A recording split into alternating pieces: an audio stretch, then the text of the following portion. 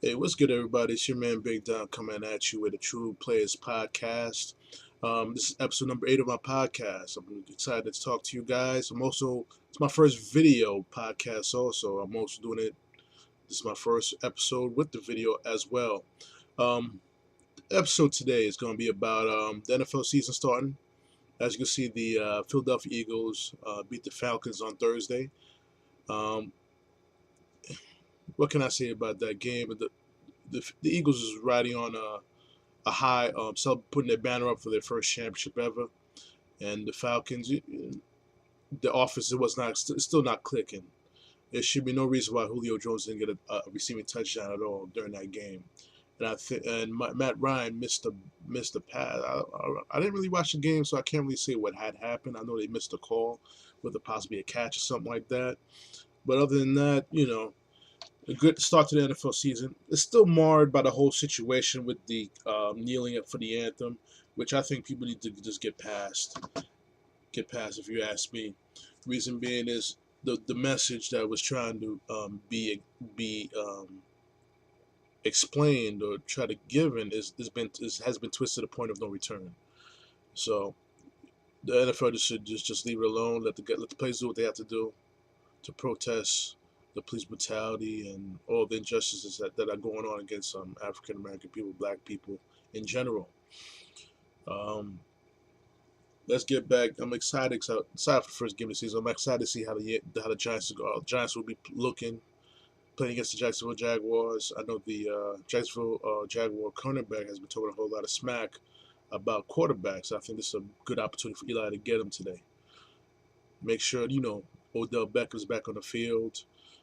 Get that boy Ramsey for 3 touchdowns with Odell Beckham. That's the only way you're gonna shut that boy up. He's feeling himself right now. He needs to be shut down. He needs to be, he's asking to be shut the hell up. If you ask me, you have nothing. You have won nothing. You haven't won a Super Bowl. Hell, you didn't even get to the Super Bowl. So just pipe down a little bit. Me being a big Jet fan, I'm anxious to see how Sam Darnold's going to do. As I said in previous podcasts, is that I felt that he should not have been starting. That's my opinion. And I feel that he should not be starting right at this second. I think eventually he would be. In my opinion, he would be starting later in the season. But they put him in the fire to see what this boy can do. I hope he seems like he can handle it. I want to see how the offense is running now with him with the full complement of the playbook, and see how he does. And they're going against the Lions, so it's going to be a tough game for them. But I believe it's a winnable game. Um, you got the defense coordinator. The New England coordinator, who's now the head coach over there. So this guy knows defense. He'll confuse that rookie to make some mistakes. And I already hit on Philadelphia, so I'm kind of happy about that. Oh,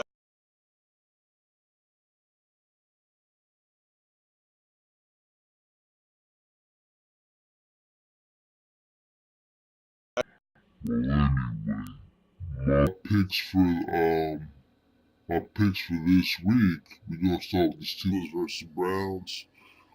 I believe the Steelers gonna take it, even though they don't have Le'Veon Bell on the squad yet. I think the Steelers is gonna beat the Browns. And next game, I see the Tennessee Titans against the Dolphins. I'm rolling with the Titans against the Dolphins.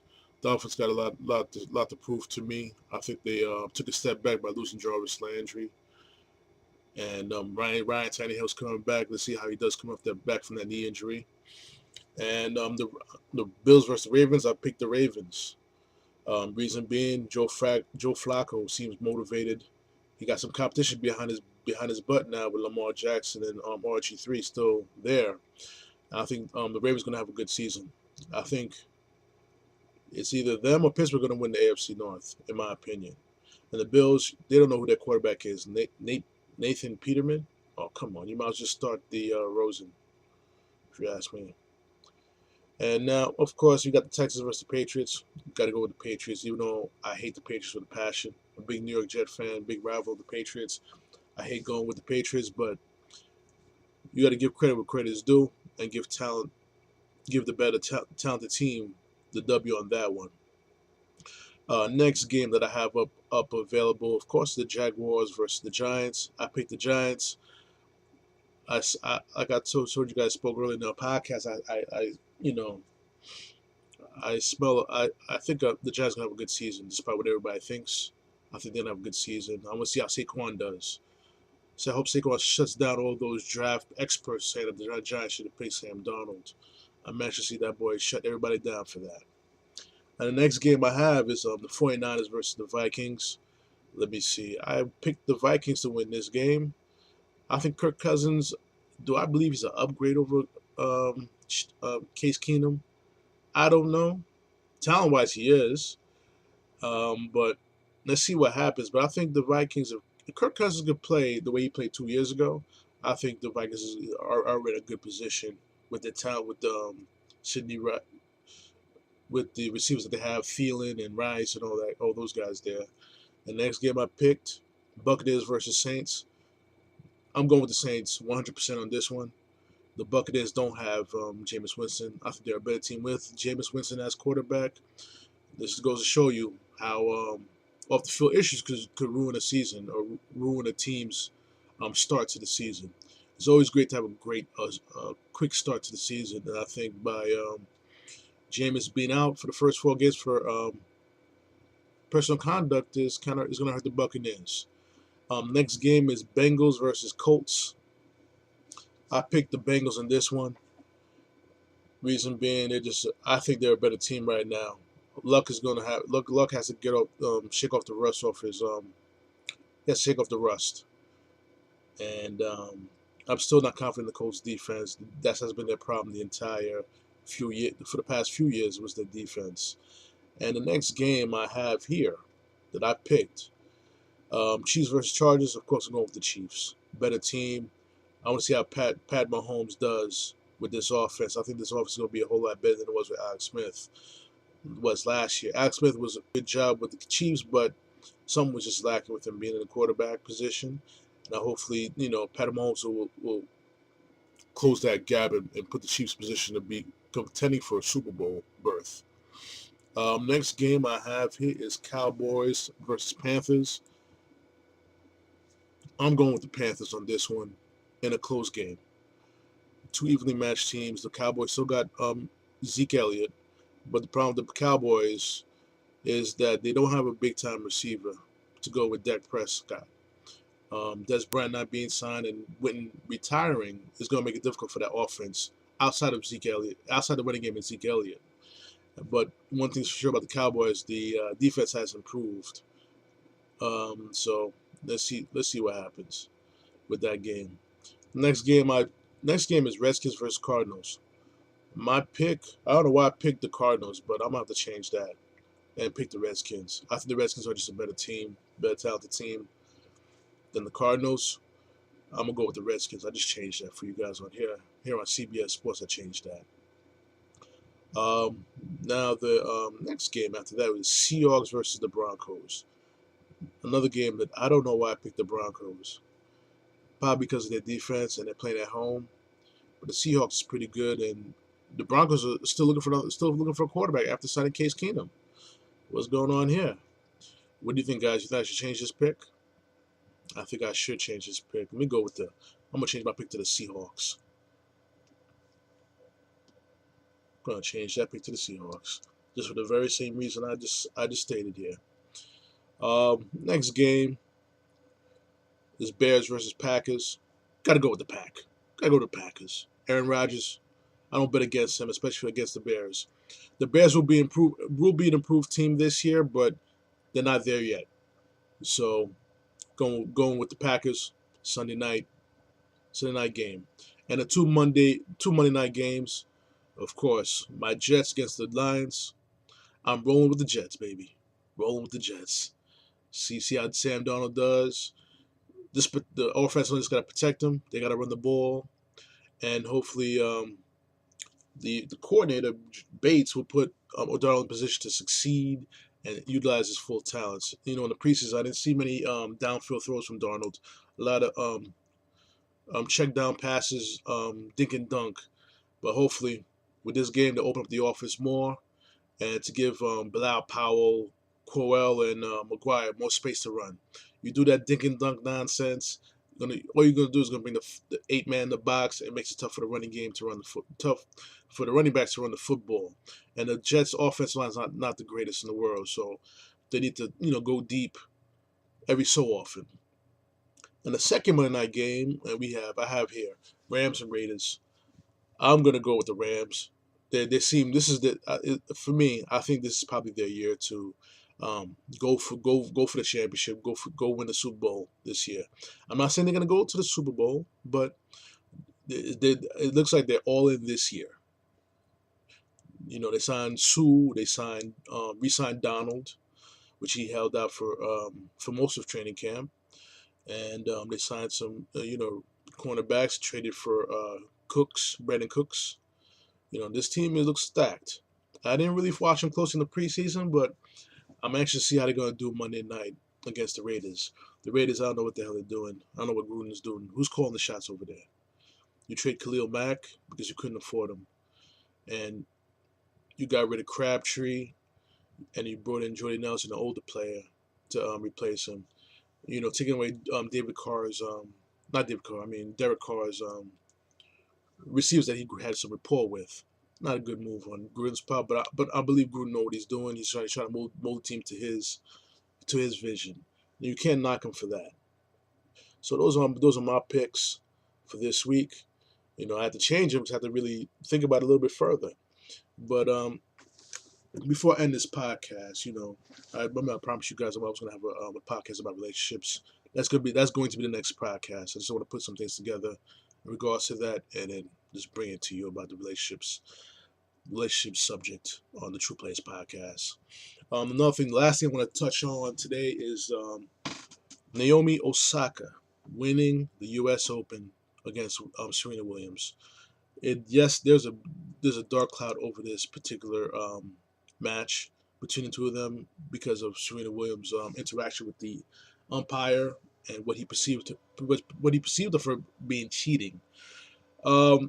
I think the umpire was a little bit overzealous in giving a game to Osaka in the second set. I felt that if anything, should have gave her a warning for what he thought she was doing and have her coach removed from the family box in the stands.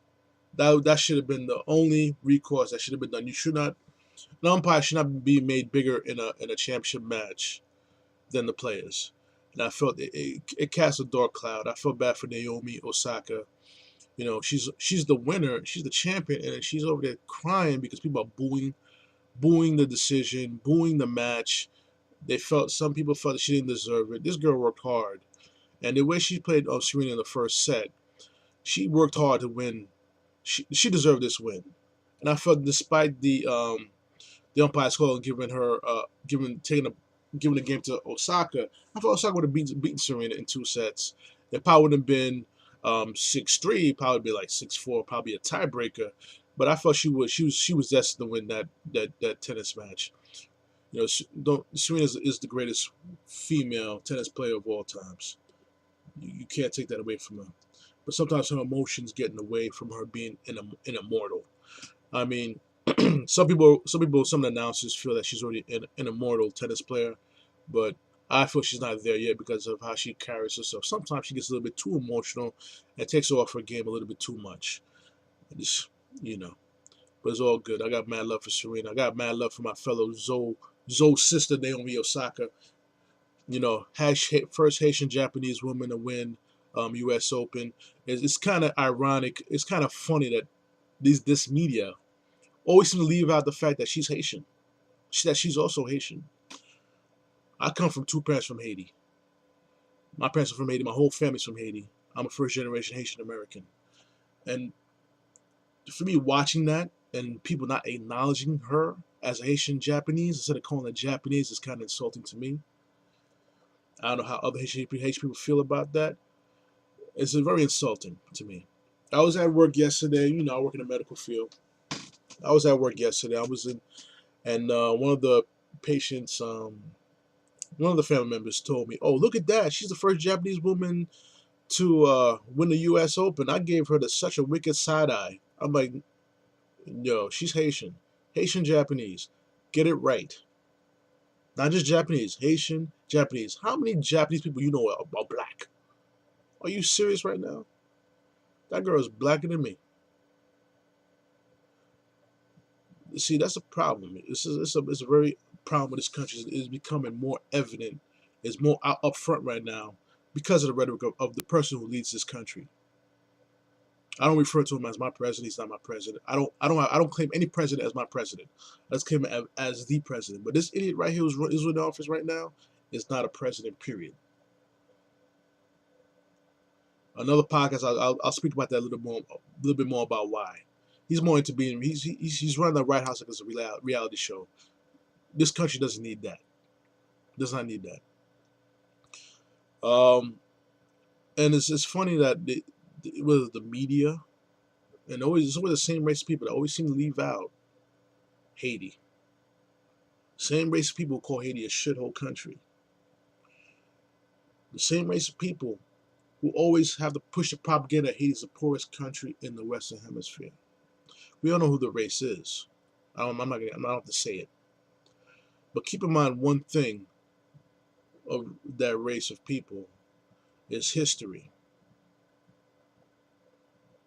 The link between the United States and Haiti goes way back to 1776. The link between the two countries. The first two countries in the Western Hemisphere to gain independence, 18 years apart. I know I'm going off the subject a little bit here, but I'm going there now. Despite the trials and tribulations Haiti has gone through over the past 200 years since their independence, Haiti has a right to be recognized, not just in the Western Hemisphere, but in the entire world, of the accomplishments of that country. I'm not saying that because I come from Haitian parents. I'm not saying that because I'm Haitian American. I'm saying that because of sheer facts, sheer history. Haiti has been responsible for many liberations of countries in the Western Hemisphere, including the United States of America. Yeah, I said it. Including the United States of America. When George Washington was fighting the American Revolution against Cornwallis, Benjamin Franklin, Paul Revere, whoever you want to call, they were getting their butts kicked up and down the 13 colonies until the Napoleon Bonaparte sent the Haitians in 1776 to change the tide of the war. They would lose. America was losing the American Revolution. If it wasn't for Haiti, who would have known what would happen today? So let me call out those particular race of people and understand one thing. You could change history. You could omit Haiti all you want. You could call Haiti a shithole country. I'll tell you one thing: Haiti will never be omitted ever. No matter what you do, no matter what you say, Haiti's here forever. That's all I'm saying about that. So I apologize for you guys for going off course. I just had to make that point because it kind of angered me how they refer to Naomi Osaka as just a Japanese. And to her credit, which that's what I like about it. To her credit, she always reminds people that she's also Haitian. She's quick to remind you of that. Very quick. She knows where she comes from. But people need to acknowledge both sides where she comes from. Both sides, not just one. Both sides. That's all I'm saying about that end. All right. So guys, once again, this podcast, I'm gonna give you some shout outs to my sister, Perfect 43, Photography by Pascal. Definitely hit her up for baby showers, marriage, bar mitzvahs, all your photo delights. You can definitely see her photos over there on Instagram, Perfect 43. And also, I'm gonna end the podcast on this note because I was kind of angered about how they omitted her other how they omitted Osaka's other nationality for the sake of what they claim it's political, but we all know it's racial. All right, we all know that. Anyone who's smart enough will know that. See right through that. And it all goes. If racism comes from the top, if the top of the food chain is showing and expressing racism, guess what? Everyone else who's gonna follow suit. Once again, people, it's your man Big Dom, TruPlayaz Podcast. I'll holler at you later. Peace.